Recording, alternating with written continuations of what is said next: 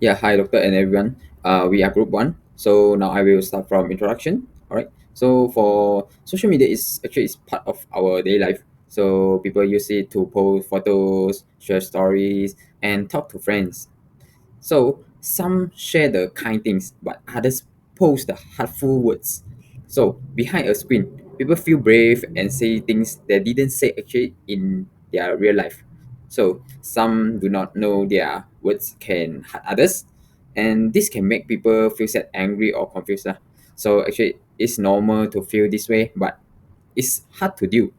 So we should stay calm and not to fire back, and we try to understand why the people say such thing, and do not take their words too seriously. Lah.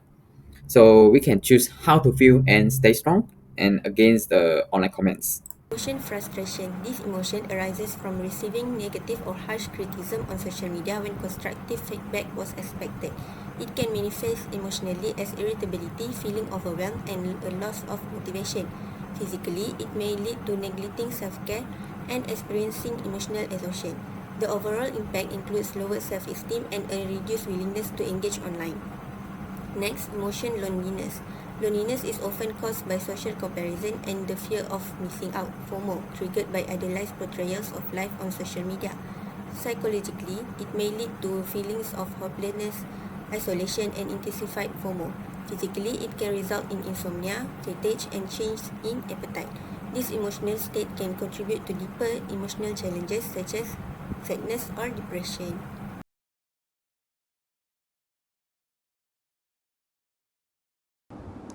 Assalamualaikum and hi, I am Adam and today I will presenting about identifying triggers.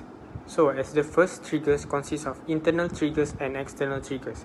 The first internal triggers are personal goals and aspiration which we feel unable to achieve desired outcomes that lead to frustration. And second is perceived deficiencies which doubt about one's abilities can contribute to a sense of unable to move forward. And the third is conflict, which is internal conflict of competing goals can cause a feeling of being torn. And fourth is emotional vulnerabilities, which is feeling overwhelmed, anxious, can make it easier to become frustrated by minor irritation. And the external triggers is daily hassle, which is the frustration of daily life, can contribute to a feeling of frustration. And second is interpersonal conflict, which is disagreement, misunderstanding, or arguments with others can be major sources of frustration. And the third one is financial difficulties, which money problems and the stress associated with them can easily trigger frustration. And the fourth one is relationship issues, which difficulty in relationship, whether romantic or platonic, can lead to frustration. And the last one is work-related problem, which is challenges at work like unrealistic deadlines or workplace conflict can be a major source of frustration. So moving on to the next trigger, which is consists of internal factors, external factors, and other factors. So the first internal factor are mental health issues, which condition like depression and anxious lead feelings of loneliness. And second is lack of social skills or shyness. Individuals struggle to initiate social connection, lead to feel of loneliness. And the third one is low self-esteem, which people with low self-esteem believe they are unworthy of attention and regard. And fourth is personality, which introverts find it more challenging to maintain social connection. And the last one is perceived social isolation, which when surrounded by people, individual may feel isolated due to a lack of meaningful connection or emotionally disconnected. And as for the external factors, life transition, which event like relationship breakups, job loss can disrupt existing social connection and trigger feelings of loneliness. And second one is social isolation, which physical isolation of feeling excluded from social activities and contribution will contribute to loneliness. And discrimination and stigma, experience of discrimination or stigma based on factors like disability, gender, race, or sexual orientation.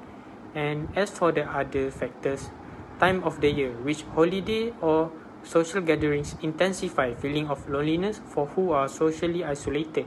And second one is lack of resources, which living in a rural area can exacerbate feelings of isolation and loneliness. and traumatic experience, which past trauma or abandonment fear make it difficult to feel comfortable spending time alone. So that's all from me.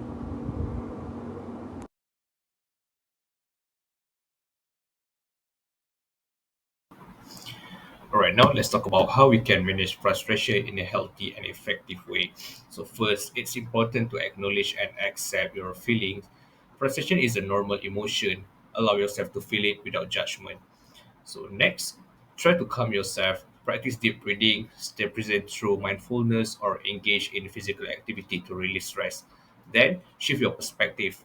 Look for any positive takeaways from the situation and challenge negative thoughts that may not be accurate or helpful. Also, don't keep it all inside. Talk to someone you trust or express your emotion through journaling to gain clarity.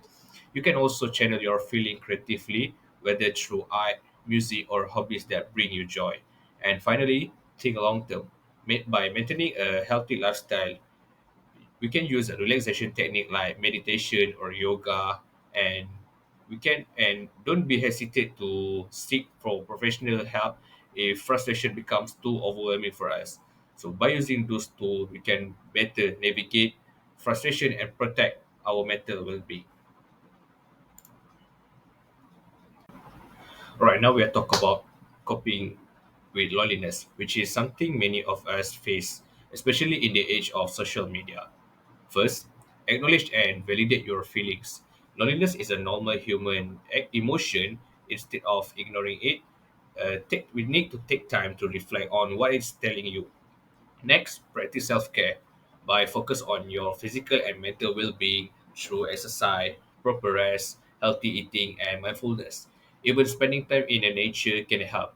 It's also important to build meaningful connection, reach out to loved one, join social group, or volunteer. Even small interaction can make a big difference. Next, about engage in activities you enjoy, which is like hobbies and creative outlet can bring joy and renewed sense of purpose of your life. Then, another helpful habit is to practice gratitude by shifting your focus. What's going well in your life can reduce feeling of isolation, and be mindful of social media use. By taking break can help avoid constant comparison and the fear of missing out. And finally, if loneliness become overwhelming, don't be hesitate to seek professional support by talking to a counselor, and then they can provide a guidance and relief to us. In conclusion, individual differences in frustration can have profound consequences for major life outcomes, including how we shape our social environment, our occupational functioning, our well-being, and an increased risk for the development of somatic problems, psychopathology, and aggression. Meanwhile, loneliness is a complex and multifaceted emotional experience that affects individuals across various demographics and life circumstances. Understanding the distinction between loneliness and solitude, recognizing the different types and causes of loneliness, and acknowledging its profound impact on health are crucial steps in addressing this pervasive issue. By fostering meaningful connections and creating supportive communities, we can work towards alleviating loneliness and promoting overall well-being.